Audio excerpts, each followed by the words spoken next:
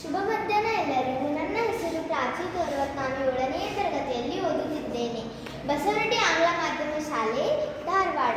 ಇಂದು ನಾನು ಮುದ್ದೆನ್ನೂರು ಸಂಗನವರು ಬರೆದಂತಹ ಬಿಡುಗಡೆಯ ಹಾಡು ಎಂಬ ಪದ್ಯವಾಚನ ಮಾಡುತ್ತಿದ್ದೇನೆ.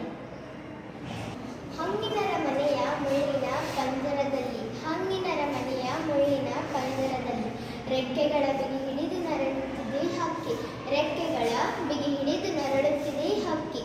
ಕದ ಮುರಿದು ಹೊರಬಂದು ಬಾನಾಡಿಯಾಗುತ್ತಾ, ಕದ ಮುರಿದು ಹೊರಬಂದು ಬಾನಾಡಿಯಾಗುತ್ತಾ, ವಿಹರಿಸಲಿ ಹರ್ಷಿಸಲಿ ಹಿಗ್ಗಿನೊಳು ಸೊಕ್ಕಿ, ವಿಹರಿಸಲಿ ಹರ್ಷಿಸಲಿ ಹಿಗ್ಗಿನೊಳು ಸೊಕ್ಕಿ.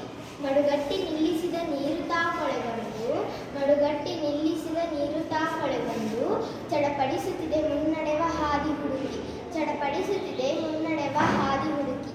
ಹಸಿದ ನೆಲವನ್ನು ತನಿಸಿ ಹಸಿರು ವಸನವನ್ನುಡಿಸಿ, ಹಸಿದ ನೆಲವನ್ನು ತನಿಸಿ ಹಸಿರು ವಸನವನ್ನುಡಿಸಿ, ಅಡೆತಡೆಯ ಗೋಡೆಗಳು ಕಡಹಲೈ ದುಡುಕಿ, ಅಡೆತಡೆಯ ಗೋಡೆಗಳು ಕಡಹಲೈ ದುಡುಕಿ.